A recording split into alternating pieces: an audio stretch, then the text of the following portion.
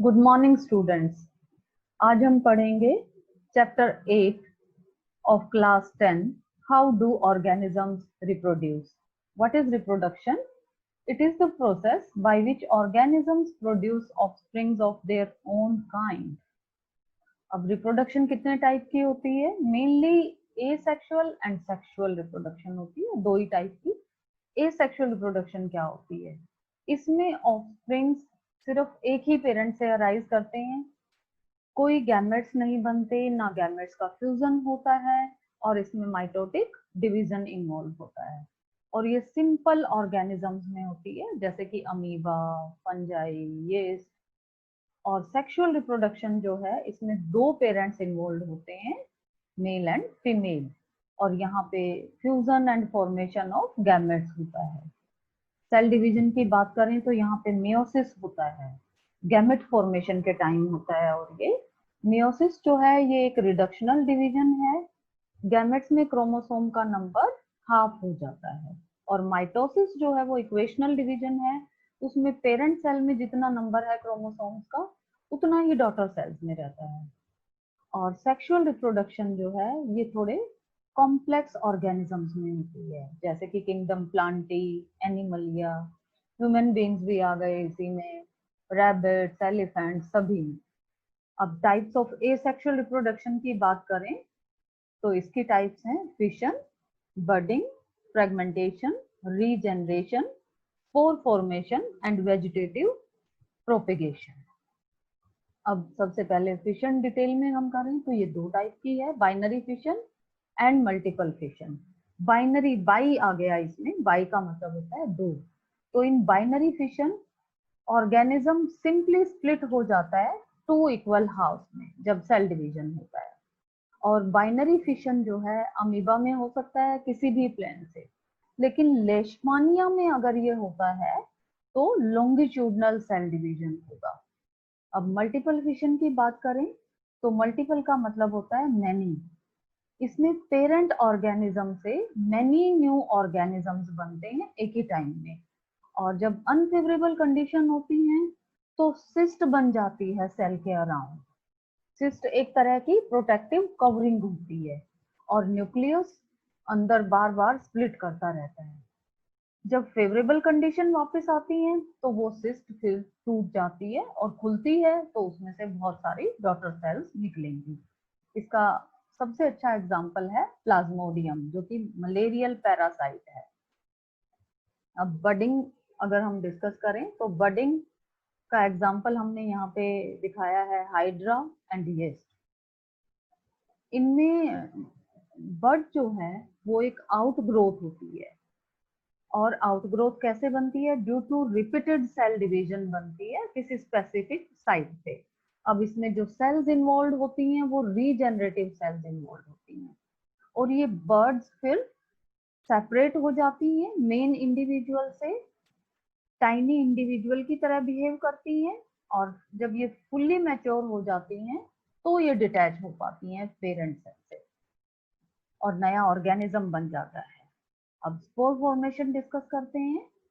Spore formation में parent plant जो है hundreds of reproductive units produce करता है, जिनको हम स्पोर्स कहते हैं, और ये स्पोर्स एयर में रिलीज हो जाते हैं। जब स्पोरेंजिया, इसको हम स्पोर केस भी कहते हैं, जब ये बर्स्ट होता है एंड ग्रोज ऑन फूड और soil surfaces under favourable condition, तो ये कहाँ जाएगा? फूड के ऊपर गिर गए, एयर में चले जाते हैं, एयर से फूड के ऊपर भी गिर जाते हैं, सॉइल सरफेस पे भी गिर जाते हैं, और जैसे ही फेवरेबल कंडीशन आए तो ये ग्रो कर जाते हैं स्पोर्स। ब्रेड मोल्ड इसका एक बहुत ही अच्छा एग्जाम्पल है, राइजोपस इसका नाम होता है। कॉमन ब्रेड मोल्ड प्लांट, इसमें फाइन थ्रेड लाइक स्ट्रक्चर जो हमने ये दिखा रखे हैं, जिनको हाइफी कहते हैं, इन स्टेम लाइक स्ट्रक्चर्स हैं, और इनके ऊपर जो नोब लाइक स्ट्रक्चर हैं वो स्पोरेंजिया होते हैं, और स्पोरेंजिया के अंदर स्पोर्स होते हैं। रीजनरेशन की बात करें तो रीजनरेशन में क्या होता है? पूरा का पूरा न्यू ऑर्गेनिज्म बन जाता है बॉडी के किसी भी कट पार्ट से। इसका बेस्ट एग्जांपल प्लेनेरिया है, जो फाइलम प्लेटीहेल्मिन्थ में आता है, फ्लैटवर्म्स में आता है ये। अगर इसकी बॉडी को हम 3 पीसेस में कट कर देते हैं तो हर एक कट पार्ट से पूरा का पूरा प्लेनेरिया रीजनरेट हो जाता है। फ्रेगमेंटेशन अगर हम डिस्कस करें तो फ्रेगमेंटेशन में क्या होता है, ऑर्गेनिज्म ब्रेक हो जाता है इनटू 2 और मोर पीसेस। कब ब्रेक होगा ये? After maturation. और ये जो पार्ट्स उसके बन जाएंगे, फ्रेगमेंट का मतलब होता है पार्ट्स। अब ये पार्ट्स फर्दर ग्रो करेंगे to form complete new organism. इसका best example spirogyra and sea anemone. Vegetative propagation की बात करें तो वेजिटेटिव प्रोपेगेशन में new plants are obtained from vegetative parts of the plant, for example stem, leaves, roots. अब leaves का discuss करते हैं कि लीव्स के थ्रू वेजिटेटिव प्रोपेगेशन का बेस्ट एग्जांपल ब्रायोफिलम, पत्थर चट कहते हैं इसको हिंदी में। It can be reproduced by cutting and planting birds. और ये बर्ड्स लीफ बर्ड्स होती हैं, मार्जिन पे प्रेजेंट होती हैं। एक लीफ बर्ड को रिमूव करके अगर हम सॉइल में डाल दें तो पूरा प्लांट ग्रो कर जाता है। अब स्टेम से कैसे उगाएंगे हम plant?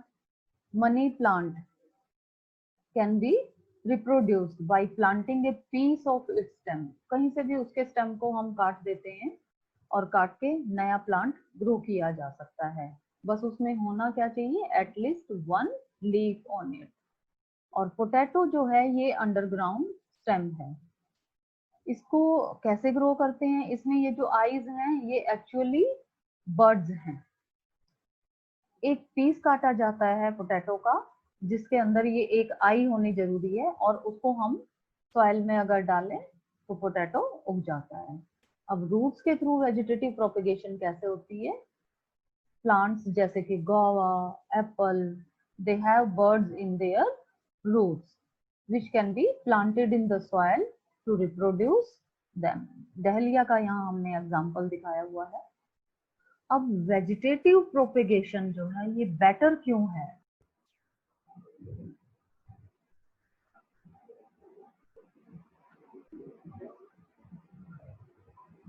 Plants raised by vegetative propagation can bear flower and fruits earlier than those produced by seeds. और दूसरा अगर हम देखें ये क्यों बेटर है वेजिटेटिव प्रोपेगेशन, तो ऐसे मेथड जो हैं they make possible the propagation of plants like banana, orange, rose, jasmine, जिनके अंदर सीड्स नहीं बनते। ऐसे प्लांट्स को भी हम वेजिटेटिव प्रोपेगेशन से प्रोड्यूस कर सकते हैं। फिर ऐसे प्लांट्स जो जेनेटिकली सिमिलर है पेरेंट प्लांट से और पेरेंट प्लांट की कैरेक्टरिस्टिक्स को रिटेन करते हैं, जो वेजिटेटिव प्रोपेगेशन से बनते हैं उनमें बिल्कुल वही कैरेक्टर्स होंगे जो पेरेंट में हैं, कोई वेरिएशन नहीं होगी। इनको हम क्लोन्स भी कहते हैं। और ये मेथड जो है बहुत फास्ट है और एफिशिएंट भी है। तो ये 4 बेसिक रीजन हैं जिसकी वजह से हम कहते हैं कि वेजिटेटिव प्रोपेगेशन जो है वो एक अच्छा मेथड है। अब आर्टिफिशियल प्रोपेगेशन ऑफ प्लांट्स की बात करें तो मेन इसमें 3 मेथड्स हैं, cutting, layering and grafting. Cutting में क्या किया जाता है? एक स्मॉल पार्ट रूट का, स्टेम का या लीव्स का लेके, लेकिन उसके अंदर बड होनी चाहिए। It can be cut and planted into soil. Rose में हम इस तरह से करते हैं। लेयरिंग, इसमें क्या किया जाता है? जो लोअर ब्रांच होती है उसको जमीन में पुल कर लिया जाता है और मॉइस्ट सॉइल से कवर कर दिया जाता है। फिर इसको मेन प्लांट से कट कर देते हैं और ये सेपरेटली ग्रो कर जाता है। जैस्मिन, हिबिस्कस, चाइना रोज होता है ये। इसमें लेयरिंग से हम दूसरे प्लांट को ग्रो कर सकते हैं। ग्राफ्टिंग में क्या किया जाता है? स्लांटिंग पोजीशन में कट करते हैं स्टेम को।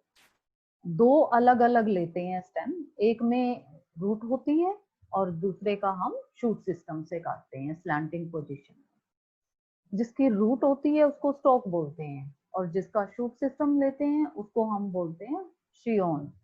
और दोनों को हम इस तरह से ज्वाइन करते हैं कि वास्कुलर सिस्टम उनका इकट्ठा हो जाए। उनको रैप कर देते हैं और वैक्स लगा देते हैं हम ऊपर से, ताकि अच्छे से जुड़े रहेंगे और फिर ये एक सिंगल प्लांट बन जाएगा। प्लम्स में हम इस तरह करते हैं। अब एडवांटेजेस क्या हैं आर्टिफिशियल प्रोपेगेशन की? कोई भी डिजायरेबल फीचर पेरेंट प्लांट का रेप्लिकेट किया जा सकता है न्यू प्लांट्स में। सेम का सेम करेक्टर जो पेरेंट्स में है वो नए प्लांट्स में आ जाता है। फिर फ्रूट ट्रीज जो आर्टिफिशियल प्रोपेगेशन से ग्रो किए जाते हैं, उनमें फ्रूट फॉर्मेशन जल्दी हो जाता है as compared to plants grown by seeds. फिर इन प्लांट्स को हमें ज्यादा अटेंशन देने की जरूरत नहीं होती उनके अर्ली ईयर्स में, जबकि जो सीड के थ्रू हम ग्रो करते हैं उनमें हमें ध्यान देने की जरूरत रहती है। और हमें सीडलेस फ्रूट्स मिल सकते हैं इस तरीके से। और जो सीडलेस प्लांट्स हैं उनको भी हम आर्टिफिशियल प्रोपेगेशन से ग्रो कर सकते हैं। टिश्यू कल्चर की बात करें तो टिश्यू कल्चर कैसे किया जाता है? इसमें ग्रोइंग टिप से मेरिस्टेमेटिक रीजन, जो मेरिस्टेमेटिक का मतलब होता है एक्टिवली डिवाइडिंग सेल्स जिस रीजन में होती हैं, ये टिप पे प्रेजेंट होता है रूट, स्टेम एंड लीव्स। और वहां से उस मेरिस्टेम को कट करके या ग्रोइंग टिप को कट करके न्यूट्रिएंट मीडियम में रखा जाता है। इस न्यूट्रिएंट मीडियम में सेल्स ग्रो कर जाएंगी, एक अनडिफरेंशिएटेड मास ऑफ सेल्स बना लेंगी जिसको हम कैलस कहते हैं। अब कैलस को फिर क्या करते हैं हम? ऐसे मीडियम में रखते हैं जिसमें ग्रोथ हॉर्मोन्स होते हैं और उन हॉर्मोन्स की हेल्प से differentiation of root and shoot system हो जाती है। फिर इन प्लांटलेट्स को हम न्यू प्लांट्स में ग्रो कर सकते हैं सॉइल में, अगर हम इन प्लांटलेट्स को डालें तो। Thank you so much.